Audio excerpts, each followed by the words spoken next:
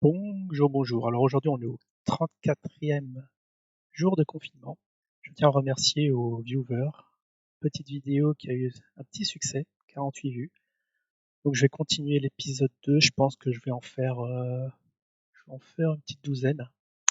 Et bien sûr, qui dit vidéo à succès apporte son lot de trolls. Et là, il y a un nouveau, notre Hasma Zincoin, qui est arrivé, modifié. Donc je sais pas, j'ai pas vu l'original, mais ça aurait été cocasse de voir ça, qui va nous faire le moral. Alors, qu'est-ce qu'il nous dit? Essaye de corriger les fautes de frappe. Alors, essaye avec un S, ça on me l'a jamais fait. Alors, moi, je donne des cours à des gamins de CM2, et même eux, ils ont pas osé.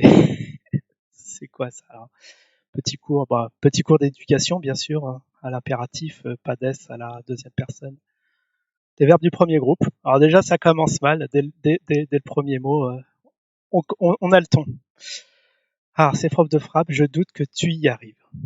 D'accord. Il y a un vent qui semble souffler sur les diffuseurs de petits réels hier. Alors, je crois qu'il a dû vouloir écrire relayeur. Bon, bah, les fautes de frappe. Mais ça, c'est fait exprès, je suis sûr. C'est pas possible. Le gars, il a dû se relire, il a modifié son message et il rajoute des fautes volontaires. De fake news, et bien sûr, fake avec un S. Bien sûr, l'adjectif en anglais, il y a le pluriel. Il faut mettre un S au pluriel. C'est bien connu. Si tout ce petit monde pouvait, ah, non mais c'est pas possible, pouvait avec un S, mais qu'est-ce que c'est que ce gars? Attends, si t'as voulu faire exprès, t'auras pas fait mieux. À finir au Newf. Et pour ton information, je suis français, né en Russie. Alors attends, mais moi c'est la première fois que je te vois poster sur ma vidéo.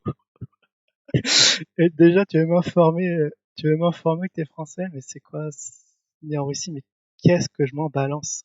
Pour moi t'es un troll parmi tant d'autres, et pas plus, hein.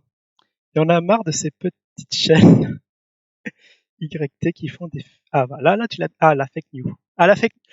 Ah, là, là, à news. Le news, c'est quand même un variable, il y a toujours un S.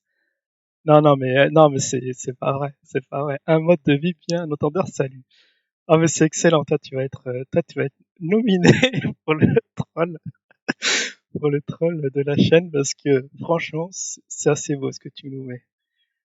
Alors, qui font de la fake news, bah, je sais pas ce qui est relaté. Alors, c'est même passé au journal de TF1, le truc sur le laboratoire P4, donc un laboratoire qui ferait de recherches entre autres sur le virus du sida et que bah, c'est même le professeur Montagnier hein, qui en a parlé que peut-être ça pourrait être échappé de là, hein, le virus. Donc en fait, on n'en sait rien. Mais bon, ils ont parlé aux infos, t'as qu'à te renseigner. Hein. Faut pas regarder les petites chaînes ou les grosses chaînes sur YouTube, c'est pas comme ça que tu vas t'informer. Voilà, c'est ça que j'ai écrit. Voilà, c'est ce que je viens de dire.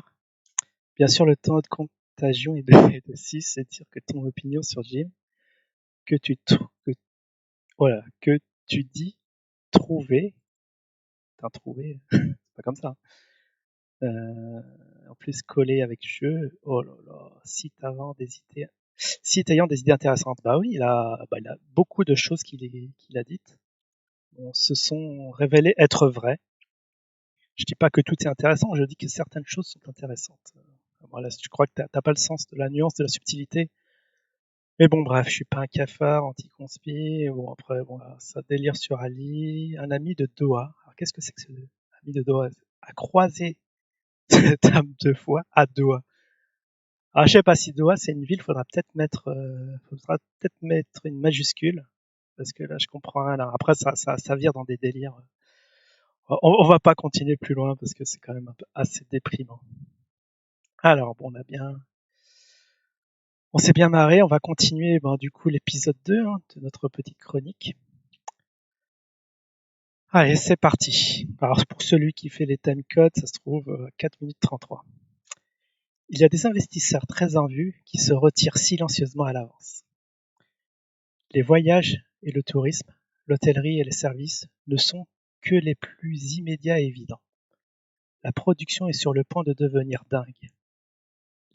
Les seules industries sûres dans lesquelles investir en ce moment sont les domaines biomédicaux et les plastiques de manière assez étrange. presque toutes les autres industries vont être massivement touchées et quiconque au courant a essayé de le faire aussi discrètement que possible avant que le SHTF en partie pour éviter que les allégations de délit d'initié, mais surtout pour ne pas déclencher de panique.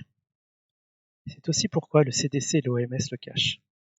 En ce qui les concerne, quelle que soit la gravité de la maladie, la panique sera toujours pire.